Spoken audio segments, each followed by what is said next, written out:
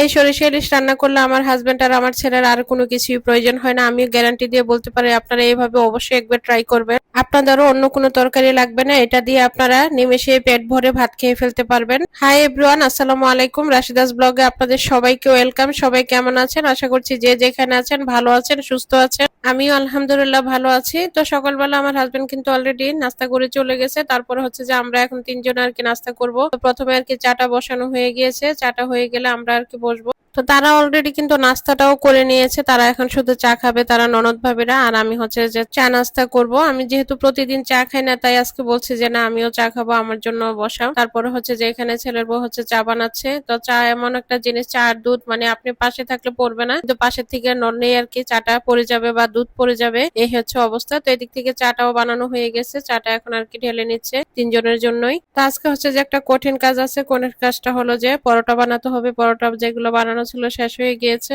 তো আমি এই পাশ থেকে নাস্তাটা করে নিই, করে তারপরে আর কি আবার পরোটা বানাতে হবে, রান্না করতে হবে। তো আমি এখানে ভাজি নিয়েছি আর চা নিয়েছি। তো এখন ঝটপট নাস্তাটা শেষ করে তারপর আর কি বাকি কাজগুলোর মধ্যে লেগে পড়তে হবে। তো আমার নাস্তাগুলো অলরেডি হয়ে গিয়েছে। তার মধ্যে হচ্ছে যে পরোটা বানানোর জন্য আর কি বসে গিয়েছে। এখানে হচ্ছে যে পরোটা বানিয়ে দিচ্ছে, আর একজনে হচ্ছে যে বেলে দিচ্ছে, আর একজনে হচ্ছে যে তেলটা আর কি রুটির মধ্যে লাগিয়ে এভাবে করলে আর কি দুইজনে মিললে করলে তাড়াতাড়ি আর কি হয়ে যাচ্ছে। মানে রুটিটা একজনে বানিয়ে দিচ্ছে, তারপরে হচ্ছে যে রুটিটার মধ্যে তেল আটা মেখে ভাজ করে রেখে দিল। এই তো আমার পরোটা বানানো হয়ে গিয়েছে। একা পরোটা বানাতে কিন্তু অনেক সময় লাগে। তো যাই হোক, এদিক থেকে আর কি নাস্তা বানানো করা সবকিছু শেষ করে পরোটা বানিয়ে রেখে তার মধ্যে রান্নার জন্য চলে আসলাম। যেহেতু সরিষা ইলিশ রান্না করবো, এটার জন্য প্রথমে আর কি সরিষা আর কাঁচামরিচ একসাথে ব্লেন্ড করে নিয়েছি। তারপরে মাছটাকে ভালো করে কেটে ধুয়ে নিয়ে তারপর আর কি চলে আসলাম রান্নার জন্য। প্রথমে হচ্ছে যে আমি লবণ দিয়ে দিলাম, তারপরে ধনিয়ার গুঁড়া, মরিচের গুঁড়া, আদা রসুনের পেস্ট হাফ চামচ করে দিয়ে তারপরে কাঁচামরিচের পেস্ট দিয়ে দিলাম। দুইটা পেঁয়াজ ব্লেন্ড করে নিয়েছি, সাথে হাফ টমেটো দিয়ে দিয়েছিলাম পেঁয়াজের সঙ্গে। এগুলো ব্লেন্ড করে তারপরে মাছের সঙ্গে আর কি আমি ভালো করে আর কি মাখিয়ে নিচ্ছি। মাখিয়ে নিয়ে তারপর আর কি আমি 5 মিনিটের মতো রেখে দিয়েছিলাম। তারপর হচ্ছে যে আমি এখানে সরিষা আর কাঁচামরিচ পেস্ট করেছিলাম, এখান থেকে আর কি আমি 3-4 চামচ আর কি দিয়ে দিলাম। আমি বেশি আর কি সরিষাটা দিব না। 2 টেবিল চামচ দিয়ে দিয়েছি আমি টক দই।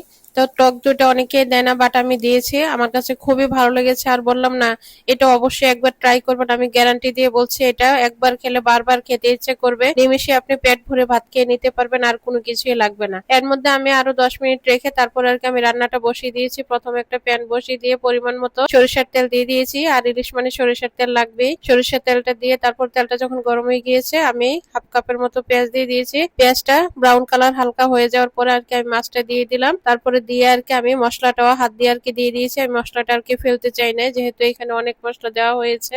মশলাটা দিয়ে মাছটাকে আমি ভালো করে আর কি সেট করে দিয়ে তারপরে ঢাকনা দিয়ে কিছুক্ষণের জন্য রেখে দিব। তো আজকের ভিডিওটা আপনাদের কাছে কেমন লেগেছে অবশ্যই কমেন্টে জানাবেন। ভালো লাগলে একটা লাইক দিয়ে কমেন্ট করে আমার চ্যানেলটাকে সাবস্ক্রাইব করে দিবেন, পাশে থাকা বেল আইকনটা ক্লিক করে দিবেন। এতে করে আমি যখনই নতুন কোনো ভিডিও আপলোড করব, নোটিফিকেশন আপনাদের কাছে চলে যাবে। চাইলে আপনারা আমার ভিডিওটা দেখে নিতে পারবেন। আর যারা আমার ফেসবুক পেজ থেকে দেখবেন, তারা অবশ্যই একটা লাইক দিয়ে কমেন্ট করে আমার পেজটাকে ফলো করে দিবেন। এদিক থেকে কিন্তু আমার মাছটা আর কি হাতলটা ধরে আর কি আমি একটু নাড়া দিয়ে দিলাম। আর কিছুক্ষণ পর পর আর কি ঢাকনাটা তুলে আর কি আমি নিচ থেকে আর কি নেড়ে চেড়ে দিচ্ছি। আর ইলিশ মাছটা তো নরম, তাই বেশি নাড়াচাড়া করা যাবে না, খুব আলতো ভাবে আর কি নাড়াচাড়া করতে হবে। নাড়া দিয়ে তারপর আমি এখন ঢাকনা দিয়ে ঢেকে দিলাম। 5 মিনিট পরে ঢাকনাটা তুলে আমি মাছটাও আর কি কষানো হয়ে গেছে, তেলটা উপরে উঠে আসছে। এই পর্যায়ে আর কি আমি হাফ কাপের মতো আর কি পানি দিয়ে দিলাম, দিয়ে আবারও একটু নেড়ে চেড়ে তারপর আর কি ঢাকনা দিয়ে রেখে দিব। তো ইলিশ মাছ রান্না করা কিন্তু খুবই সহজ, আর সরিষা ইলিশ তো খুবই মজার। যারা খেয়েছেন তারা জানেন, যারা না খেয়েছেন তারা অবশ্যই একবার হলে ট্রাই করবেন। তো আমার মাছটাও কিন্তু হয়ে গিয়েছে। এই পর্যায়ে আর কি আমি কয়েকটা কাঁচামরিচ মাঝখান থেকে কেটে তারপরে দিয়ে দিলাম। এতে করে খুব সুন্দর একটা কাঁচামরিচের ফ্লেভার আসবে আর হালকা ঝালটা আসবে। আর ঝালটা অবশ্যই আপনারা আপনাদের পছন্দ অনুযায়ী দিয়ে নেবেন, যে যতটুকু আর কি পরিমাণে ঝাল খেতে চান। আমি একটু ঝালের পরিমাণটা বেশি দিয়েছি। তো আমি এখানে সরিষার পরিমাণটা আর কি খুব বেশি দেই নাই, আবার একেবারে কমও দেই নাই। আমার ফাইনাল লুকটা হচ্ছে এটা। ইলিশ মাছের দেখেন কতটা লোভনীয় লাগছে। আলহামদুলিল্লাহ, দেখতে যতটা লোভনীয় খেতে ততটাই মজার হয়েছিল। সবাই ভালো থাকবেন। আসসালামু আলাইকুম।